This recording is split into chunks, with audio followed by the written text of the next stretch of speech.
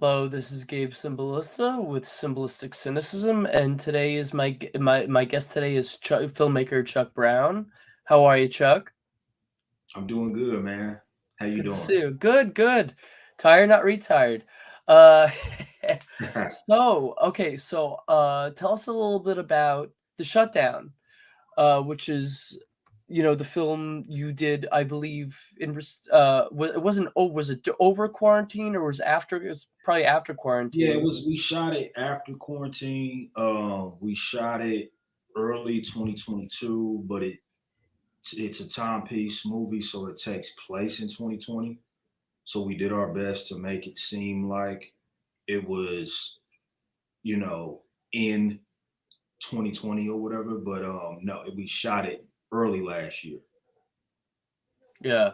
Oh, so when was it completed? Because that must have been a really quickly got it out. Yeah, man. We started pre-production on it. I would say I started scripting this film maybe July, August Hmm. ish of 2021, and then we we're in scripting phases. The whole rewrite thing with Yeah. how scripts can go, and then we had about maybe like four drafts of it, and Wow. then we started casting maybe like around October, November or so. And yeah, man, started casting it and then just went into, we got real aggressive with pre-production, with, locking in locations and locking in crew and, you know, props, wardrobe, that whole thing, rehearsals and table reads. And then, yeah, man, we had our first day of production, early January. Early January of last year is when we actually started production on the project. So yeah, man, started production on it in early January. We wrapped. It was a 19-day shoot over a 2 month period. The last day of filming was March 28th, Okay. and then we immediately went into post production after, and we wrapped post production probably early July of last year. Gotcha. Yep. Nice. Hold on 1 second.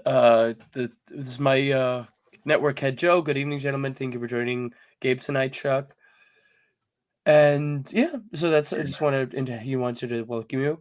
Okay. Yeah, so you said post production was done when? You finished it was a 19-day shoot. The first day of production was in January, you ended in March. Yes. And how long did post production last? Post production lasted. I know it usually lasts longer for a lot of people than, regular production. Yeah, man. I mean, it was definitely longer. Um, Yeah. you know, uh, it was roughly 3 months. Yeah, I physically didn't edit this film. Okay. A buddy of mine who's a filmmaker himself. He does video production named JT Flores. He did the a good chunk of the post production on it, as far as like the foundation edit. But there were a lot of late nights with me and him together. Yeah. Making sure the film looked the way that I wanted it to look and all that sort of thing. So yeah, man, from JT doing the foundation edit, from color, from music, um, post Sound production, design and all that sound stuff. Yeah. design, all that. Yeah, man, it was about a 3 or 4 month process. So May I ask a question? And you don't have to answer if you don't want to. What was the budget on the film? no, I'll answer that. The budget on the film was 60 grand. Wow. No, yeah. Well, you got a number of locations, that's for sure. Not just you got the construction site, you got the houses, you got every all the Well, I mean, you have a lot of extras in addition to a lot of cast members. Yeah, You filmed in the grocery store. You filmed like all over, so it seemed like you needed a decent. Yeah, it's a decent sized budget. I mean, in terms of for that type of production. So what? So did you wrote this in addition to directing and producing it, right? You wrote this too, I wrote the The film. Shutdown. Yes. Yeah. So what was your? Because I honestly I But was able to. Yeah, sorry. I do want to just insert in real quick. Mhm. Hold the question. Um, I wrote the foundation concept of the film, Okay, but I co-wrote the actual script with someone else, a gotcha, guy by the name of Lance Lasker. gotcha. So I just want to put that out there. So Yeah, I admire the honesty. Yeah, it's always important to give recognition. Yeah. So there's a lot of elements in the film that were really felt really real and really authentic because in a scary level because it's what a lot of people dealt with for better and worse during or better or worse during COVID. Um, not just the COVID situation, but the social issues, racism, and all that stuff. It was, and I'm watching it. I'm like, this just feels too real. You know what I yeah, mean? From the beginning, we're like, what the like this guy wakes up and he's hearing on the news, what this is COVID shit. You know what I mean? Like it yeah, was just I just, that's what we all thought at first. Like everybody thought it was just like sort of like how people reacted to Hurricane Sandy initially after Hurricane Irene. hmm Everybody thought it was being blown out of proportion. Then it was hmm just then they realized it's way worse than they thought. Yeah, and that's you realize the escalation that it all the yeah, how much escalated in even such a very close encounter in that town right, where you said it. It's just that such just a few people set in a very not just close encounter, but very heated and hostile, not necessarily environment, but they're where they are in life, not necessarily in location wise, but in life at that time where their life is changing. People are losing jobs, losing girlfriends, kids are getting into fights, new neighbors who also happens to be like a little bit of a both for the adults and the kids. There's like some what's hostility there. right. So it just felt really real. So was I obviously COVID was the inspiration for that, but hmm what in terms of the story hmm moving forward with the script and the characters and how you wanted that story to play out set in that shutdown early quarantine time, hmm what what helped you? Did you use like personal stories or stories of friends or the person who helped you write it? What was his name again? I'm sorry. You mentioned his name who helped you write it. Lance Lasker. Lance Lasker. So, did you guys incorporate personal stuff? Did you sort of like did you think of the stuff or did you take inspiration from stories that actually happened during COVID? Like, what was your approach to moving forward with that in terms of the script? You know, it was a little bit of both, right? Like Okay. in regard to personal experiences and then just things that just inspired me that were not necessarily personal experiences that I dealt with. So so from a personal experience perspective, it's like who didn't deal with the pandemic and COVID or whatever. Yeah. It's a And global thing. it's a global thing. Everybody dealt with it. And also too from a personal experience, with the characters, with the three best friend characters, I grew up real tight with a couple buddies of mine. So I wanted to kind of portray that some of those things that they had dealt with and their interactions with each other were kind of like how me and my friends used to kind of act and deal with each other in high school. You know what I'm saying? Yeah, yeah, like their relationship, like it's like with my friends, we could, curse each other out, but we're like buddies. You know what I mean? We just Exactly. mess with each other, but we're good friends. Exactly. Exactly. Yep. So, and then from a inspiration perspective, a lot of the inspiration side of things with the script came from two movies. Mhm. Um, which those two movies are Do the Right Thing and Higher Learning.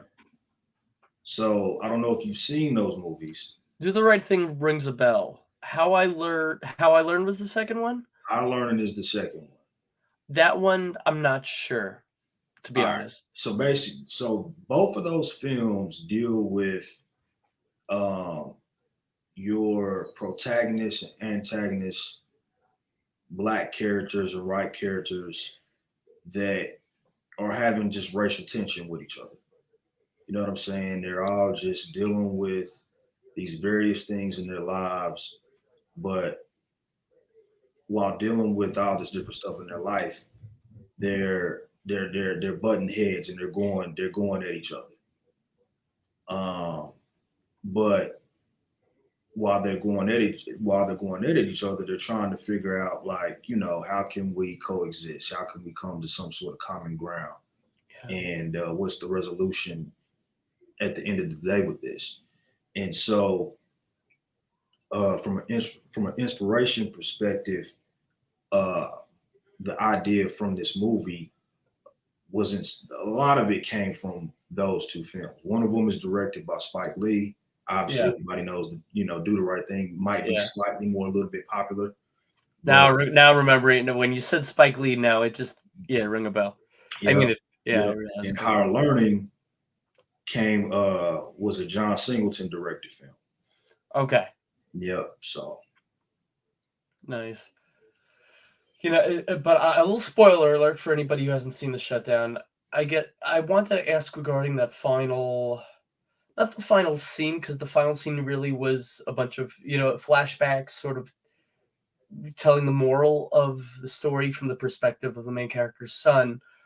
But was I assume that final scene was at least partially or significantly inspired by the George Floyd incident, I'd assume, it or was. it was, Yep. yeah.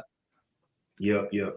Yeah. And my bad for leaving that off. I Oh didn't. no, no, don't Yeah. apologize at Because all. honestly, man, there was a bunch of different things that Yeah, inspired me with that script.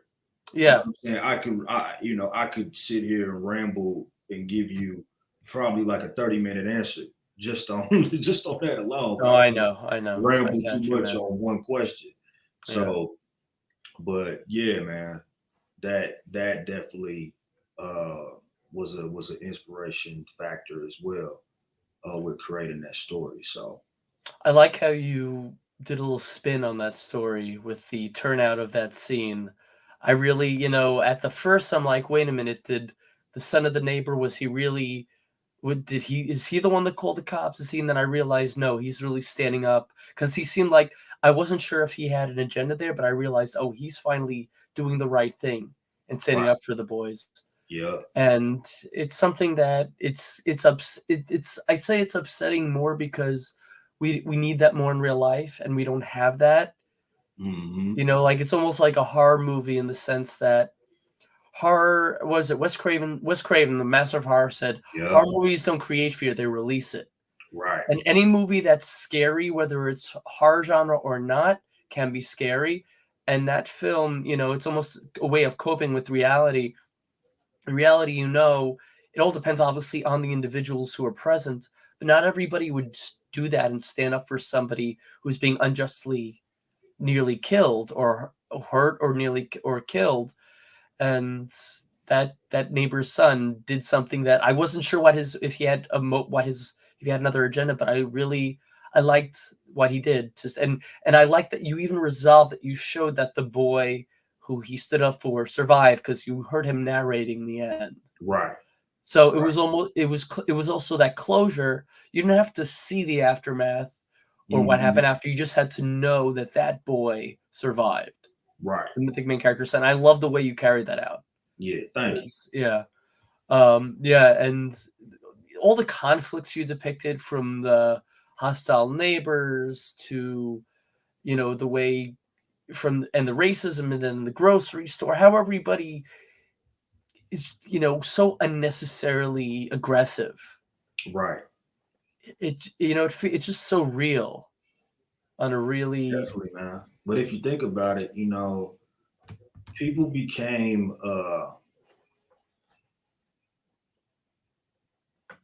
people's how I want to word this correctly. Please take your time, man. Please. During, that 2020, man, it was a weird time, you know what I'm saying? And Yeah. uh there were personality shifts from people, you know what I'm saying? People were it was just an angry time. People were, To you say the know, least. people were pissed off, people were frustrated. People And were who easier to take it out on than other people, right? For these people, exactly, man. So you know, man, that was just one of the reasons why I did it like that. But this it the film, it takes place. I technically don't have like timestamps on things in the movie. You know what I'm saying? Right. No, you don't need them though. I don't think you Yeah, need them, but the but it dialogue sort of is self-explanatory. exactly. So No, I think you did a great job, man. And I'll tell you the truth. I mean, I love the acting was great. You knew what characters you liked, and you knew what characters you weren't gonna like, except for that one who redeemed himself.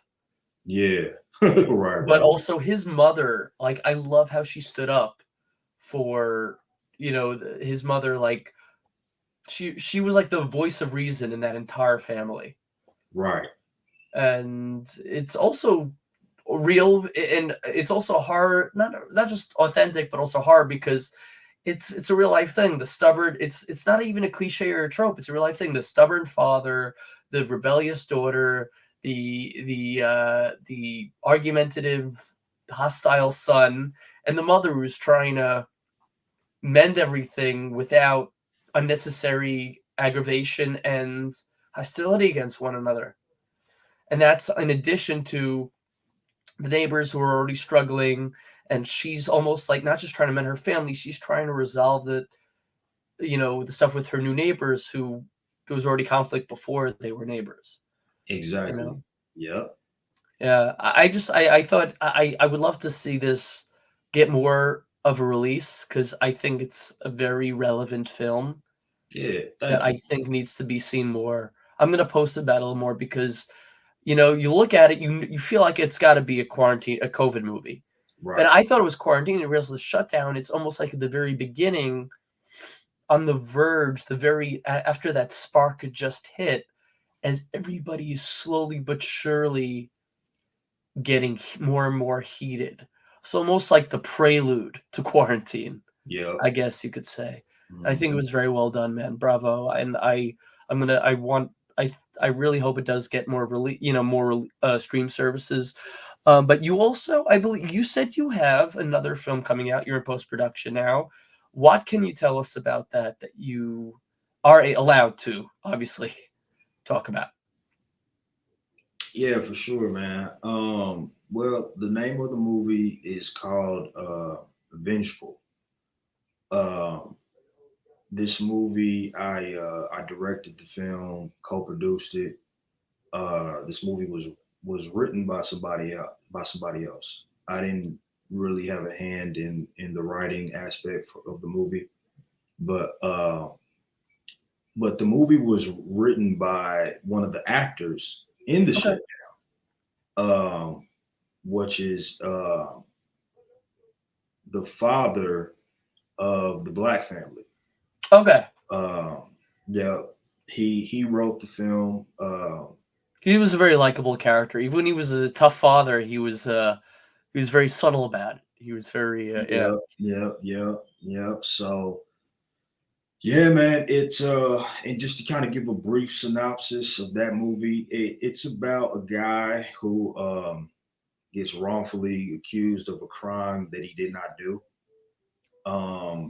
does some time in jail. He does a 10-year bid in jail, and then he gets out and he's trying to adapt to society, and things aren't working out for him.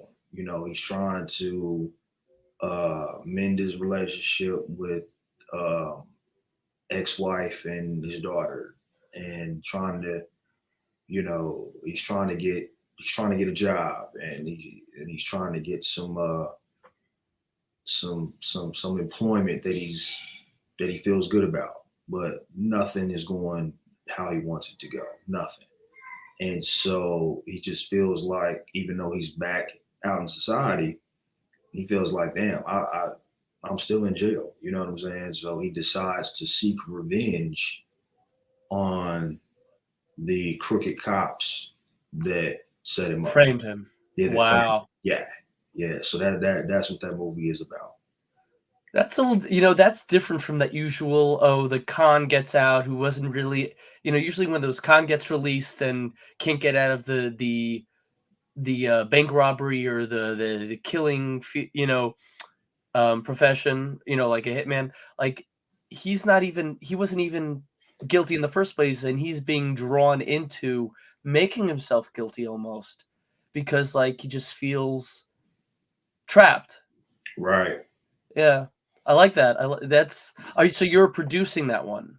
Are you also directing? Directing it and co-produced it. Cover. Okay, Yeah, and that's in post. It's already filmed. it's already filmed. We're done. Nice. We're done filming. It's in post production right now. So yeah, Nice. man, be on the lookout for that as well.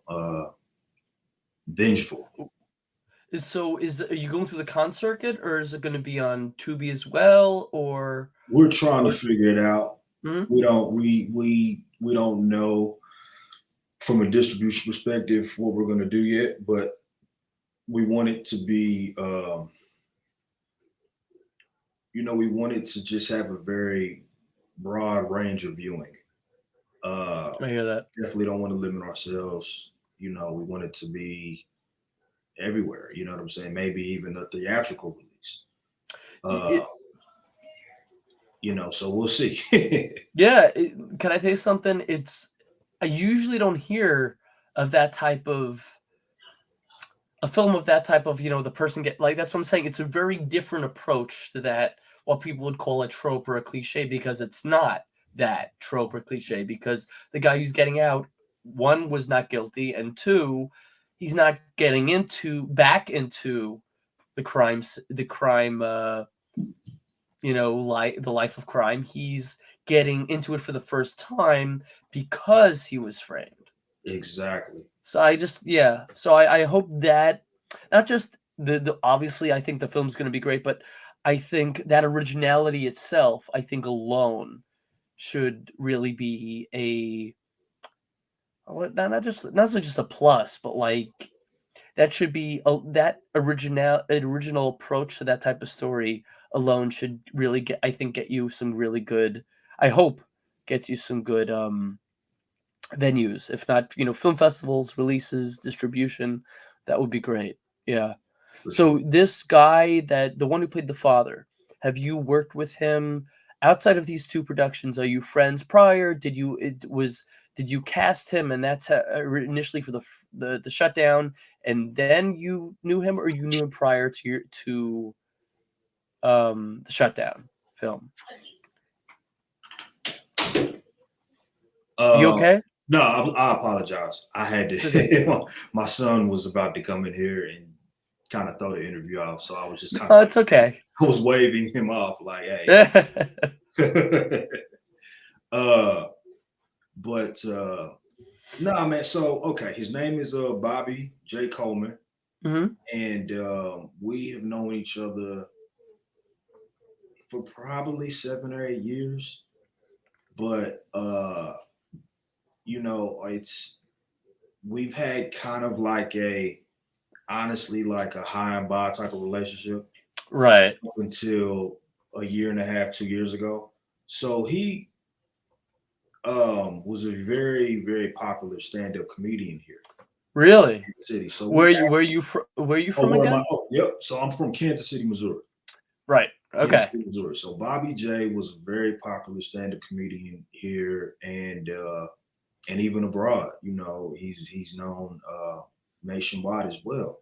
Nice. Um, but so outside of the just kind of relationship that we had in passing, just kind of see each other, hey, what's up?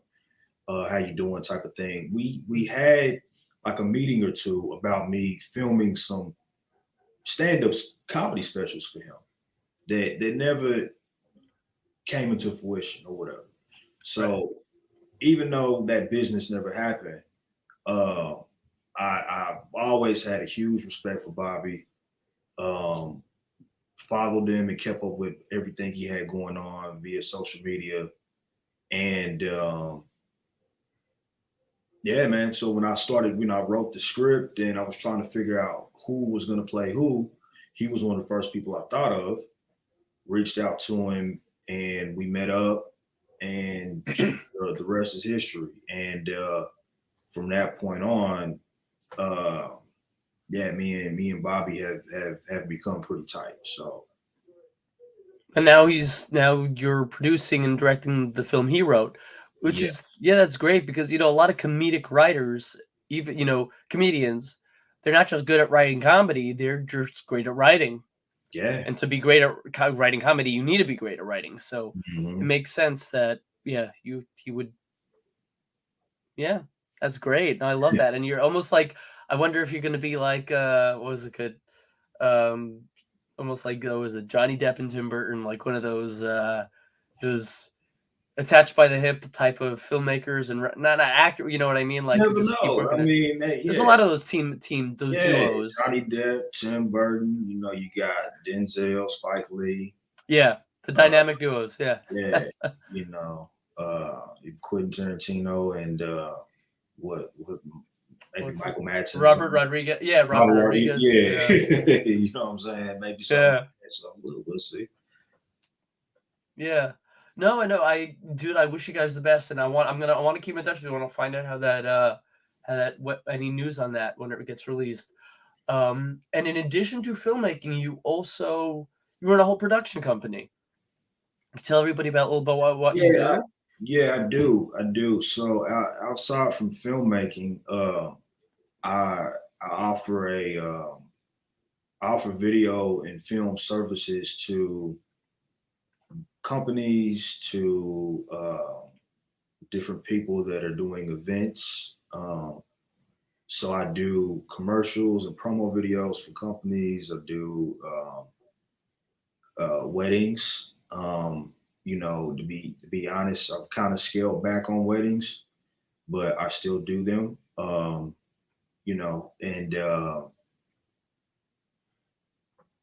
what else? Music videos.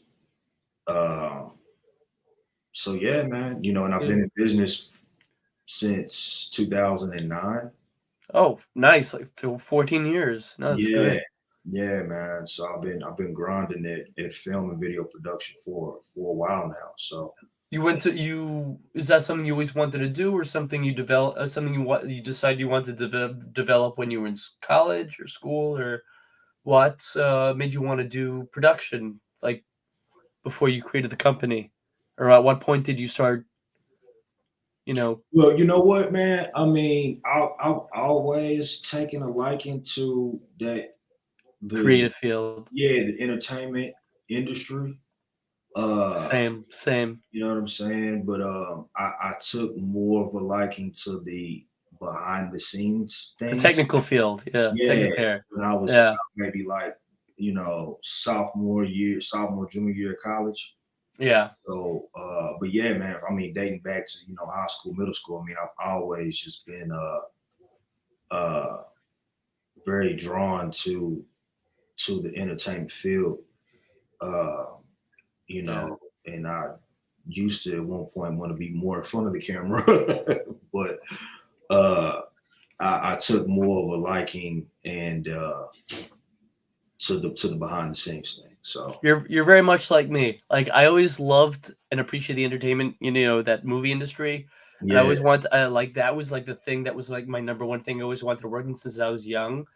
but I was Mhm. never good in front of the camera. I hate hearing my voice on camera, and I can't act for the life of me. But I'm better in front, in back of the camera. I do editing, photography, videography, and I enjoy it. You Yeah. know, and Yeah, it's important man. to enjoy what you do and love what you do. And you obviously do because you've been doing it for so long. And Yeah, you man. make good connections. You definitely make good connections in that field. Obviously, we're all gonna like you make competition and stuff, but you make a lot of good connections and meet a lot of great people in the long run for sure. Yeah. So no, I saw you do promos, commercials, music videos, sometimes weddings. Um, you don't just do Missouri, obviously. You fly out? Do you do beyond Oh like yeah, other? yeah, yep. I fly out. I offer services abroad, and I've done various things in California. I've done things in Texas. Nice. I've done various projects in Georgia. Um, Oops, sorry, I'm just grabbing a bottle of water. What have you done abroad? man, I've shot maybe like 3 music videos in LA for independent artists Mm. out there that way. Hmm. I've done some music videos for various artists in Houston and Dallas. I've done some weddings in Houston and Dallas. Okay. Um, done some music videos in Atlanta for some independent artists there. Um, done some various things in Tennessee. Okay. Haven't uh, haven't been invited out to the East Coast yet, but Uh, I would Maybe love one day.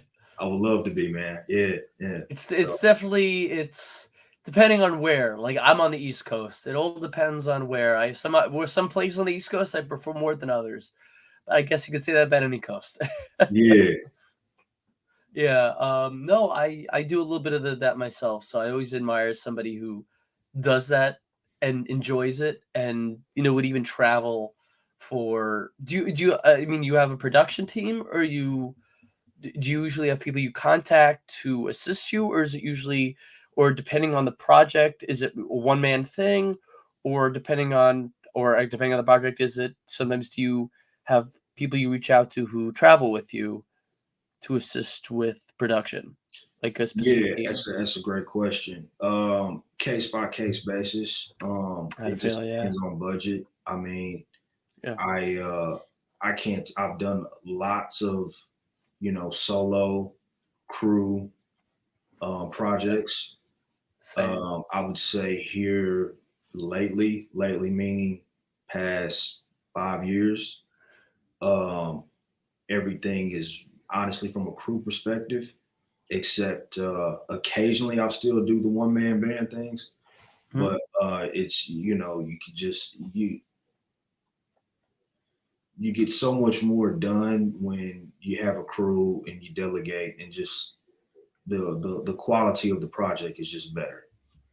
So Yeah, but it's also obviously more expensive to it's more hire. expensive. It's more expensive. Definitely, Yeah. yeah, So whether if I'm doing something here locally or whether if it's in a different city, it has to be budgeted to where it can be a to where I can have a crew. So yeah.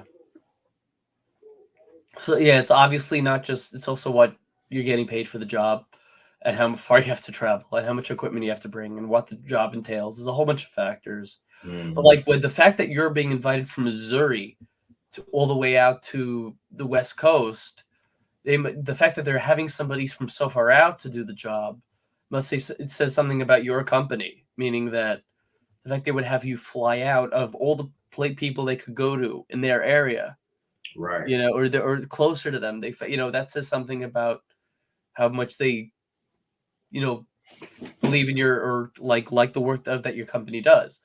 Um, so are you able to name any artists or people you've done projects for, or brands or companies, or is that more like NDA, or not NDA, but like, is that like, I wasn't sure if you could say, or anything, or at least the ones you have public on your website. I feel like that you can say, if it is public on your website. If not, I wouldn't want you to, because I know some things are like that are confidential. I wouldn't You want you know to. what? I mean, most of so in regard to music videos, because it seems that question kind of seems like a music video related type question. Uh, 95% of the artists I would say are very indie. Okay. Um, and if you know, Well, a lot of artists start that way. yep, yep, yep. But a couple of the artists. So I did. This is a music video that I did a very long time ago. I did it maybe like 10 or 11 years ago.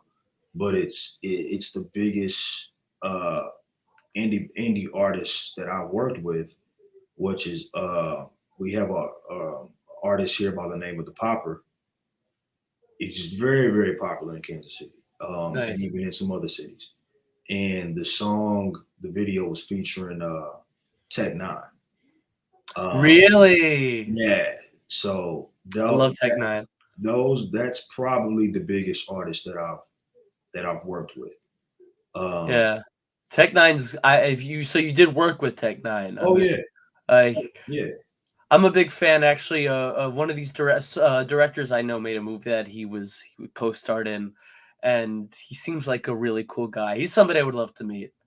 He Tech seems Nine. like yeah, Tech Nine. Oh Like yeah, yeah, yeah. I know He's somebody else has worked with him, and he seems like a really cool guy. oh Yeah, yeah, yeah. Real yeah, cool, real cool. yeah. That's great. Yeah, real easy to work with. Yeah, man. You know, it's so funny. Like you see people in their roles, and then sometimes they're really hard ass, badass or Mhm. villain roles, and you meet them, they're the nicest guys in the world. And you sometimes meet these rappers or wrestlers or musicians who are like really tough attitude, like whether they're bashing a chair of somebody's head in a wrestling, the wrestlers, or somebody's rapping about something really hardcore, or some heavy metal guy who's like shredding and screaming something crazy, and then you not meet them with the nicest guys in the world. It's like Yeah, it's what like from Kiss, like yeah. or Alice Cooper, or all these. It's just I mean, yeah. Even I mean, it was it Fat Joe I met way after he lost some weight, and he was really Oh cool. wow. Yeah, 50 Cent's grandmother lives like 5 minutes from my house. I met him a few blocks away at one of his F and vodka signing things. Like you meet these people, you think but they're really cool. You know They're what I really mean? cool. Yeah, they're really cool. Yeah, Yeah, yeah, man. yeah.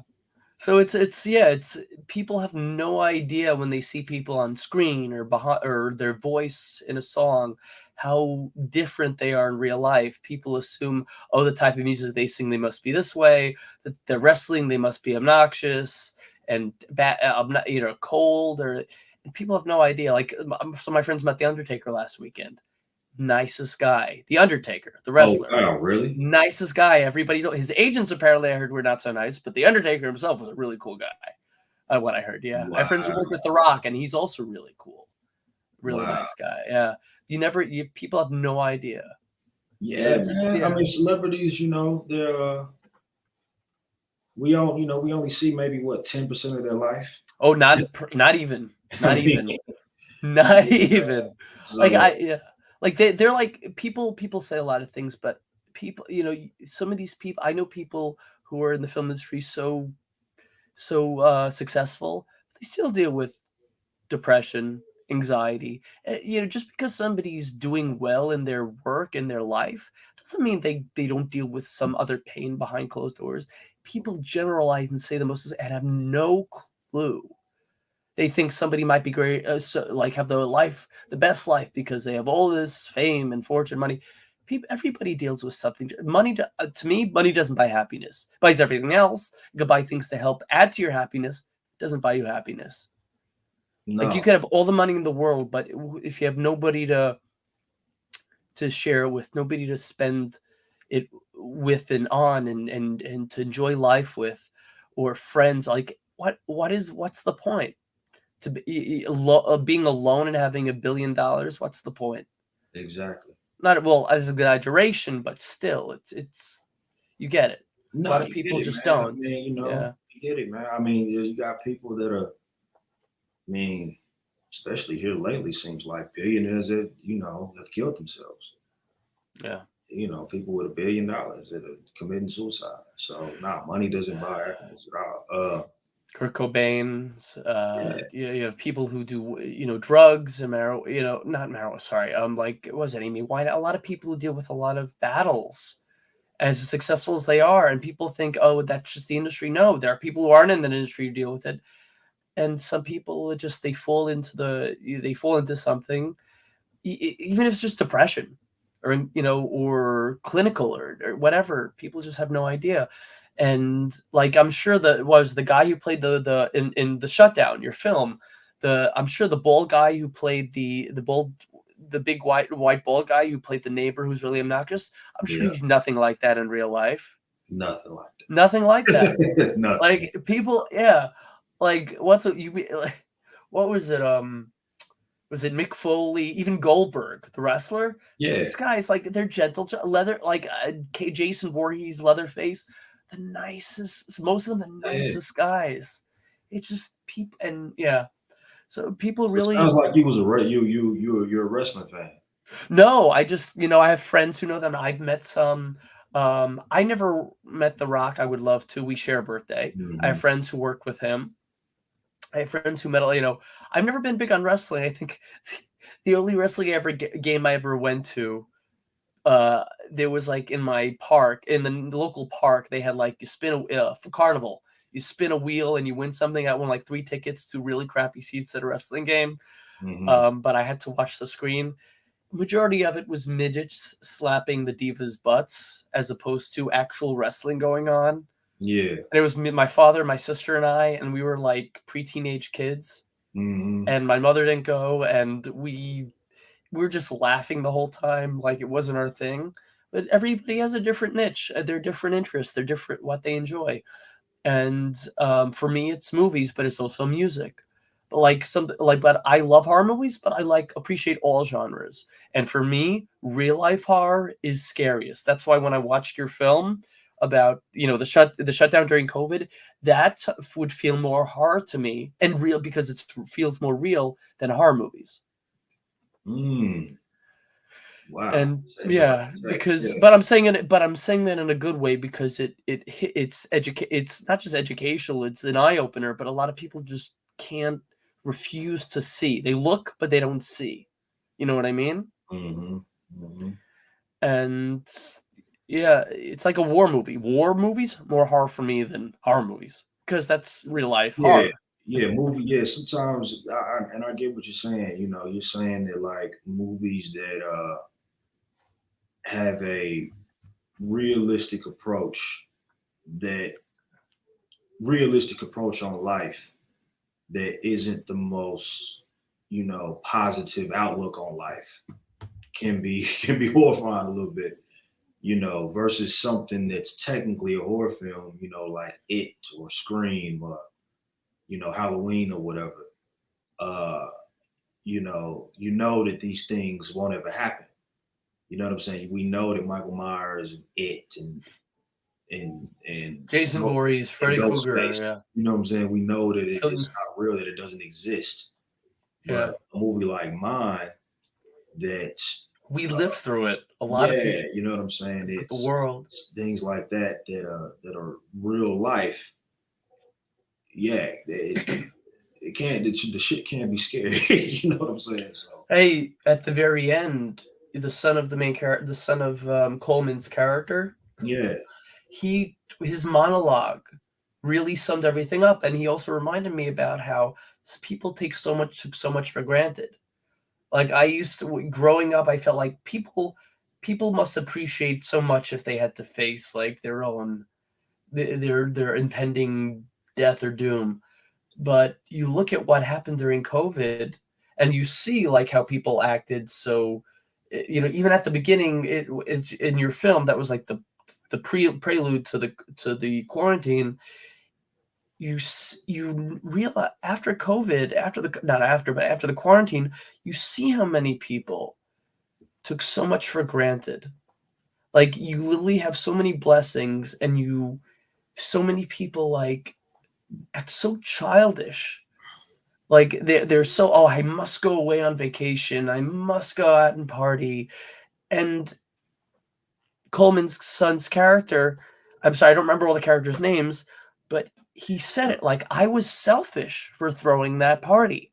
He Right. admit like that the reason I say that's unrealistic, I wouldn't say it's unrealistic, but I say the fact that because so many people are too stubborn, not necessarily stubborn, but stubborn to admit if they threw a party during or if they had some big gathering during like a global pandemic, that they were wrong. A lot of people are more fazed by being wrong than doing wrong. Right. And he embodied that, not just remorse, but realization, that epiphany and effort to make things right, that a lot of people in real life, unfortunately, refuse refuse upon themselves to take responsibility, accountability. And I think it was a very powerful film because it hit on a lot of important subjects, topics, and issues Definitely. that have been ignored, that have been dismissed, not necessarily by society, but by a lot of people, specific groups of people, specific locations and areas. It's just an unfortunate, and it showed that like people could be in a pandemic and people still be hateful, still be racist, still act childish, still put with their desires and needs before actual well-being in human life.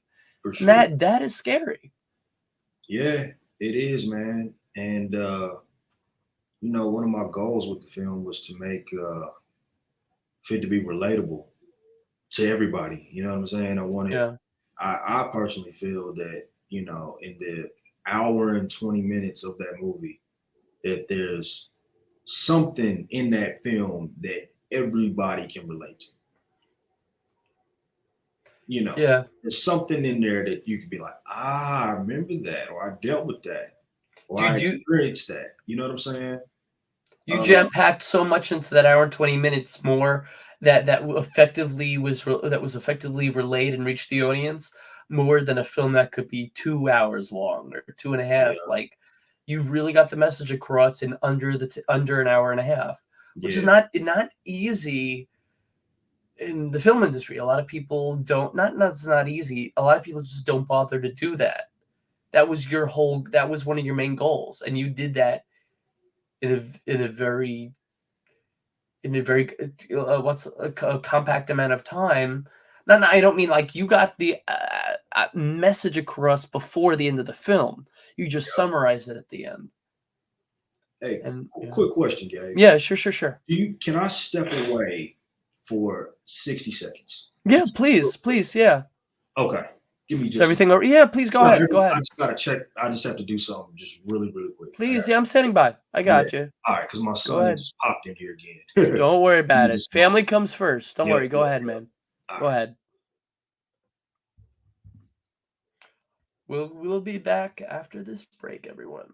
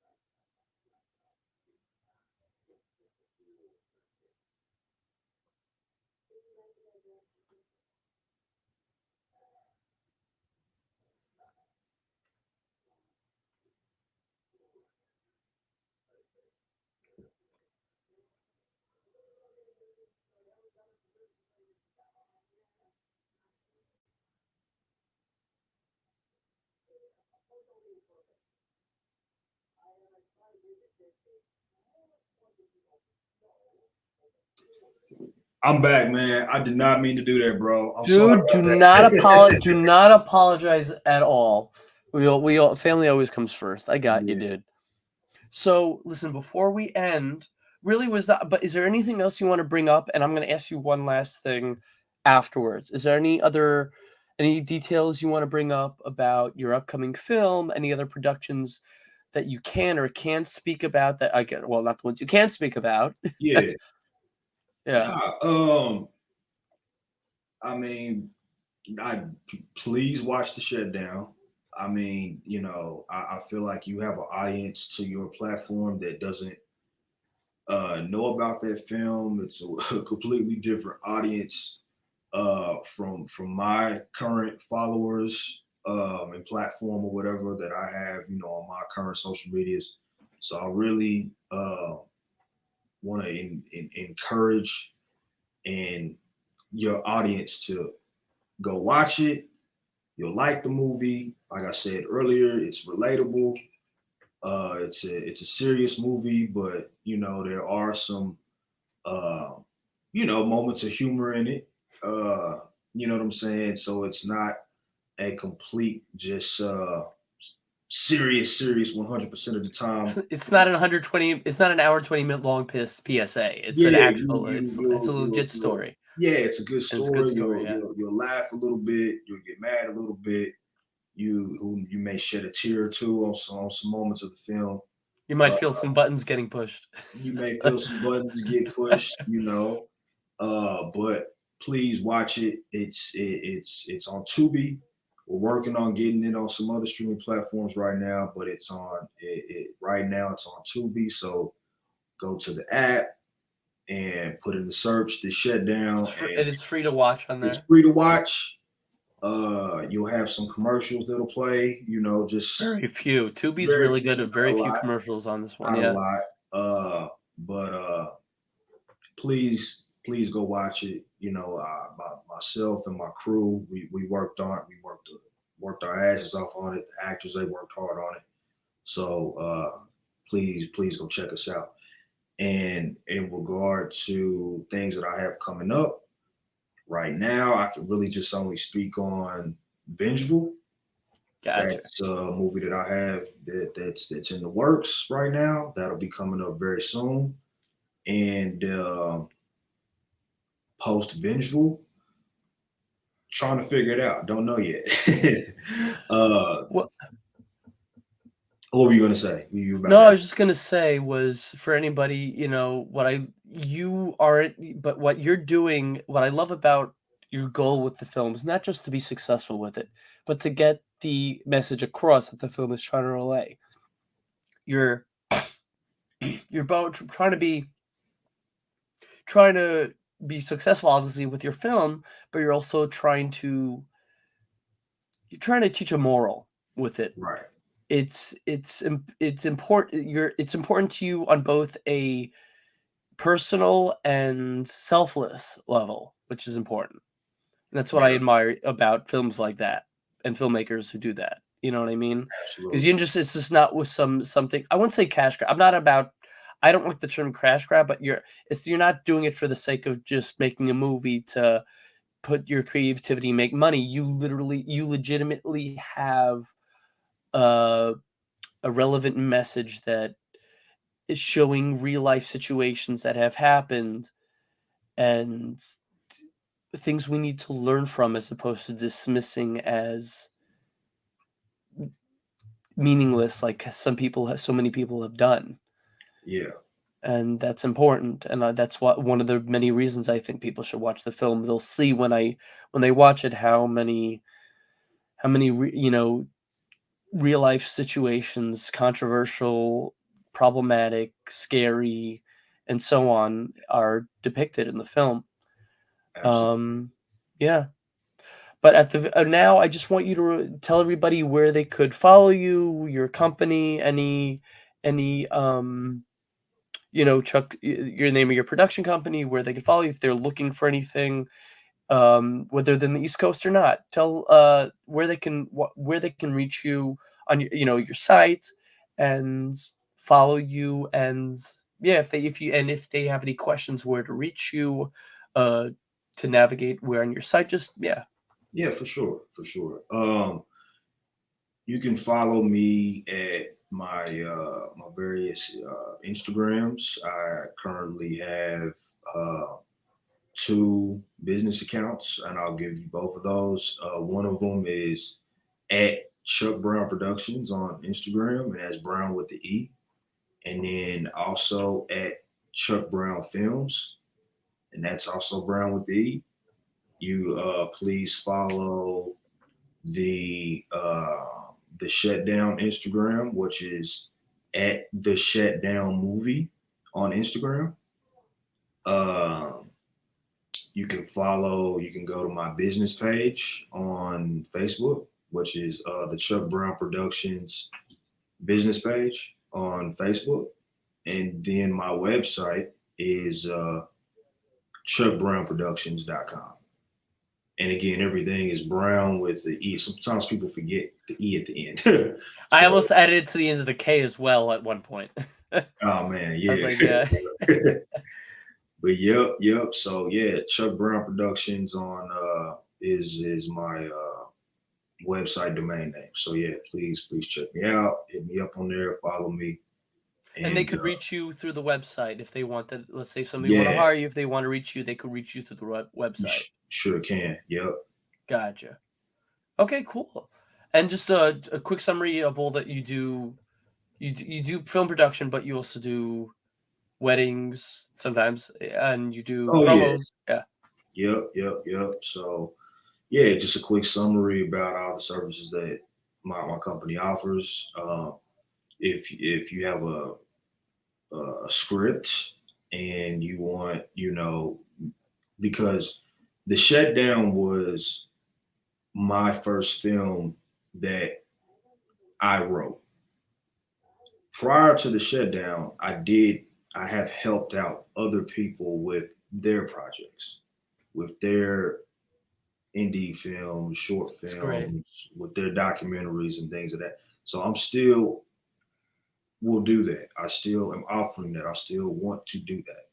So if you have a script that makes sense, it's something that that if it's something that I like and I have a connection with, and you have a budget, please reach out.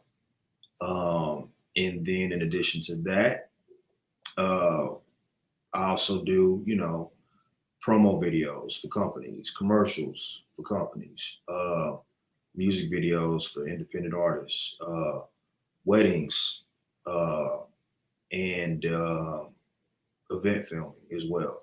So yeah, please don't hesitate to inquire on my website and fill out one of the forms and let me know what video and film production interests you have. And you could fly out anywhere from. You're located in Any, Missouri, but you would fly out if need be, yeah, depending on anywhere. the budget. The Yeah, good thing about where I'm at, it's right in the middle of the country. So, you smack know, dab in the middle. I like that. Yeah. yeah, So you're basically equidistant to everywhere. exactly, exactly. Yep. That's great, man. No, that's so good. That's great. That's convenient. So basically, probably when you plan flights, you basically know the price range at this point because they're basically all the same, probably for the Yeah, most part. For the most part, yeah. and yeah, no, but I'm definitely gonna stay in touch. I want to hear about. I want to find out any news and updates on Vengeful. But thank you for coming on, Chuck, and we'll stay in touch. Yeah, and yeah, it was great. Shutdown was great. I really hope not shutdown the shutdown. Sorry, Yeah, I don't want to make people think the quarantine was great. yeah, No, but I urge everybody who hasn't seen the shutdown, watch it. It's now on Tubi. It really it hit hard on personal levels and levels. There are a lot of elements that are very relevant to real life that I think a lot resonate with a lot of people that people need to remember and remember that we should not take so much for granted. And Chuck, thank you so much for on behalf of everybody who feels that such those struggles and those battles were real, and that they really played a part in our lives for worse and better, and they helped a lot of people appreciate life while others you know squandered a lot.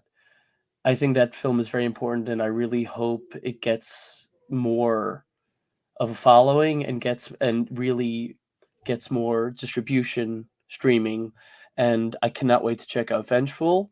We will be in touch, and thank you so much for coming on, man. Hey, Okay, thank you for having and me. much all the best. And yeah, if I know anybody who's looking for somebody, I'll recommend you. I'll save your website, and we'll stay in touch. And yeah, Most definitely, for man. sure, man. Listen, have a great night. Take care. You too, And gang. yeah, yeah, please do keep me updated on Vengeful, because Oh, I will. I'm loving that approach to that type of story. For sure, Sounds man. For sure. Yeah, I'll be in touch with you. for sure. All the best, brother. Take care. Hey, you Bye, too. man. Thanks, man. For sure.